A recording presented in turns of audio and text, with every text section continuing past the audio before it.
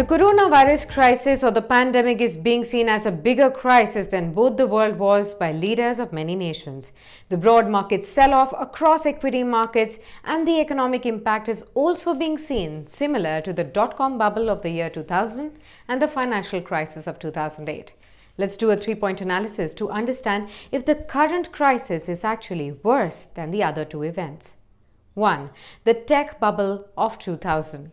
The dot-com bubble was fueled by the adoption of the internet in the late 1990s. Tech companies went public in an attempt to capitalize on the heightened investor demand at that time.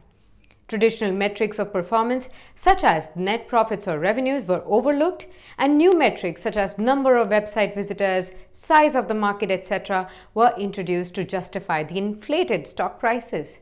In February and March 2000, Wipro and Infosys were trading at astronomical valuations of about 400 times their earnings. But then, a slowdown in the United States led to customers tightening their budgets, investors cashed out, and the S&P 500 index lost nearly 50% of its value in the next 2 years. 2. The financial meltdown of 2008. The global financial crisis of 2008 was arguably the worst financial crisis in recent history and had its origins in the housing market. The real estate market started booming in the year 2002. Home prices soared on the back of cheap mortgage debt.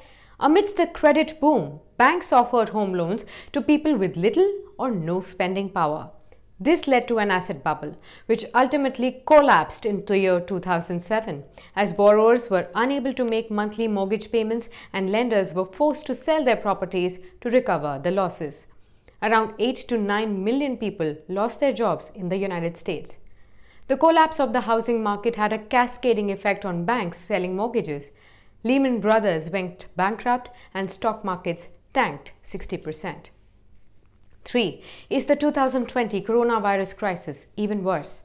Well, the world is currently facing a dual crisis which includes both public health and the economy.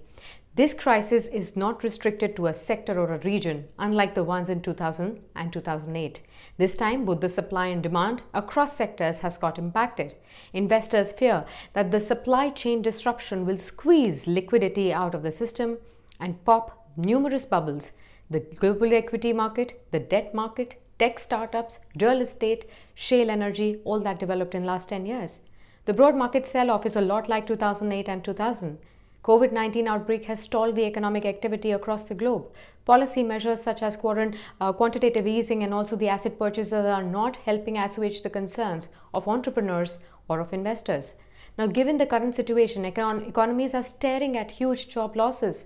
The situation is extremely precarious as travel and tourism in these kind of sectors. Now, in the last 80 years, when GDP contracted by 0.18% during 2009 financial crisis in the previous year, the current shock is anticipated to be much deeper, and most countries are undergoing complete lockdowns for periods of ranging between 15 to 45 days.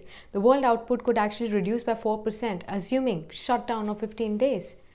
The resulting contraction could therefore be in the range of 8 to 10%, which indicates that the global GDP is heading towards a deep recession.